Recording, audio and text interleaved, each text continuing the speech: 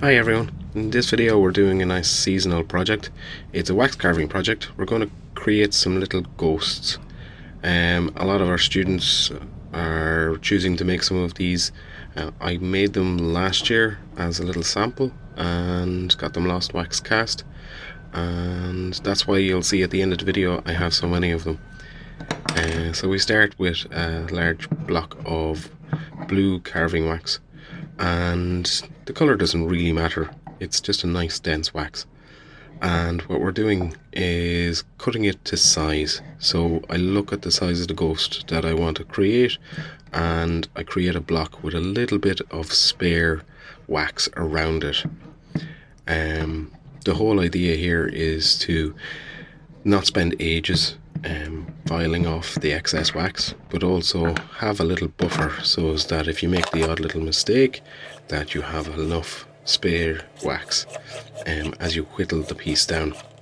So I'm turning the piece into a cylinder here using a coarse 0 file, and I keep rotating it in my fingers. This is sped up 4 times speed or something like that, and you can just see as I keep rotating it, we're getting that cylinder. And now I dome the top of it to give it that nice rounded top that we're looking for.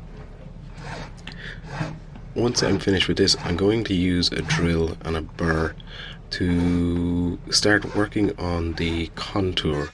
I want the bottom part, the flat bottom part, to kind of kick out, much like a sheet would in the wind. So that's what we're going for, almost that cartoon ghost effect.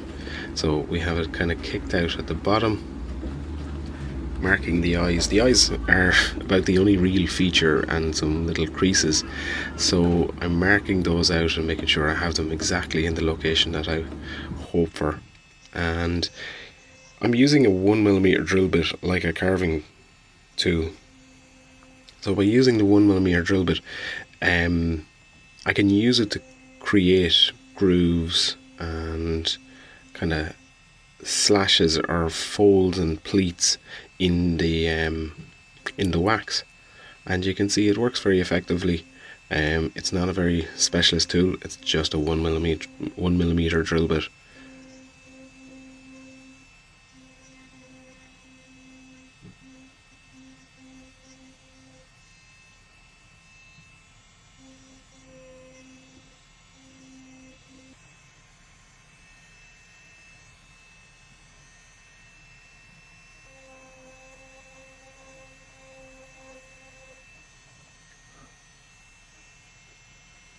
So once I carve in the eyes, I'm going to turn it upside down and start hollowing it out. And the hollowing it out is crucial. Otherwise, when we do get it cast in silver, it would be a solid block of silver. So really quite heavy. Not a worry for the expense of the metal, even though it would add to the cost. It's more the usability. Like if it's a pendant, it'd just be too heavy. So it's always trying to whittle it down and make it strong enough, but yet light enough to not be cumbersome to wear. And these can be pendants, earrings, they can be just a little desk object to just sit there and look really interesting around this time of the year. Holding it up to the light, checking how thick the wax is. So I will reference it usually with a desium gauge to check the thickness, but also I'll hold it up to the light, and where it's darker it shows me it's thicker, and where it's really light you can tell that it's very thin. So you have to be careful where you've made those pleats, that you don't over open up the inside. And you can see it's taking my time. This burr is very aggressive, it's a very coarse burr, but you have to be patient with it as you're working with wax. So the more you work at a fast pace with wax, it starts heating up and it'll start gumming up the tools, no matter how coarse or aggressive they are. So a little bit of patience is important, as with any jewellery.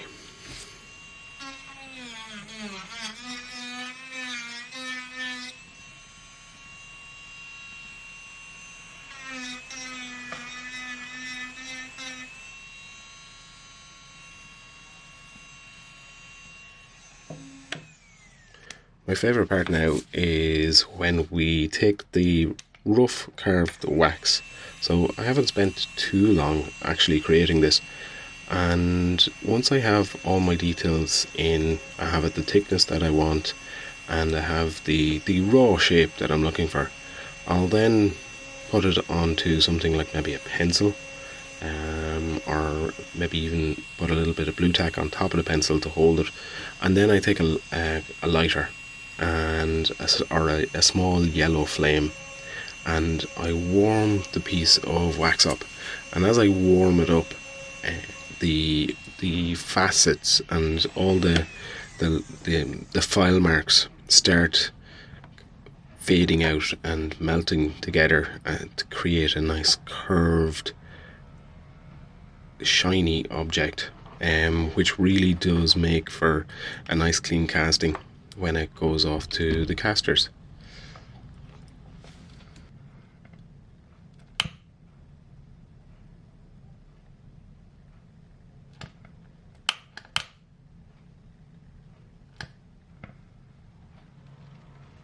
So obviously when heating this up with a flame, you do take care not to overheat one area. So we work on one side, rotate it, doing a little bit from the other side. We don't concentrate the flame any one place too long, for the main reason of it melting or kind of completely slumping into a puddle. And you can see it's slowly getting there. Just keep adding more flame. It's a very gentle flame. You can use a lighter, you can use a spirit lamp, even a small butane torch, with great care or caution. Even a heat gun, something like a hot air heat gun would work really well at this stage as well.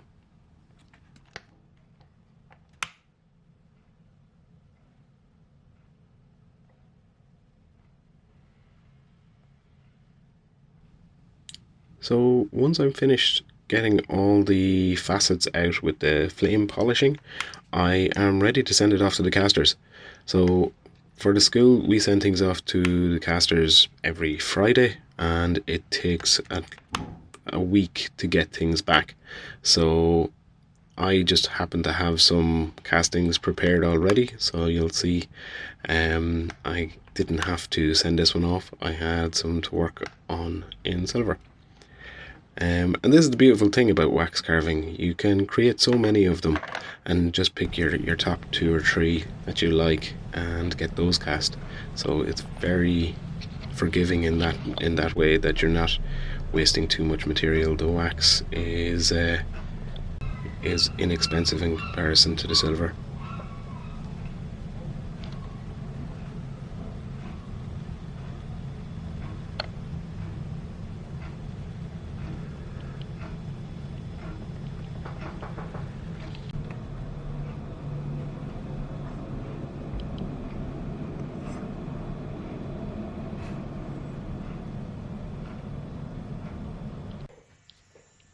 So once I have the casting, I de-sprue it and I clean up the silver using an emery disc here, any kind of file, emery paper, something along those lines, just to work on the surface, take off any little casting texture or any little blemish that might have been left from the casting process.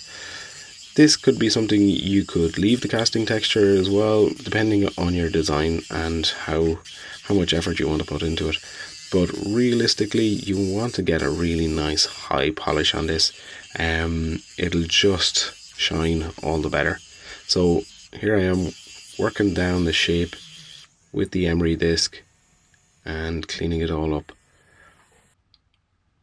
Once I'm finished with the different grits of emery paper, I take it to the polishing machine and I give it 2 different stages of polish. One with blue Menzerna and then a final polish using rouge. And sometimes I will also add some white Menzerna after the rouge. Especially with silver, it'll just give a really nice bright white finish. And taking care and caution, using all my safety equipment, so goggles, Nothing on my hands, hair tied back, and just working the area and holding it as best I can with as many fingers as I can. Once it's polished, into the ultrasonic, give it a clean. This is a wonderful kind of starting wax project for students. Thanks for watching, and check out some of our previous videos and maybe subscribe so you can see some of our next ones. Thanks, bye.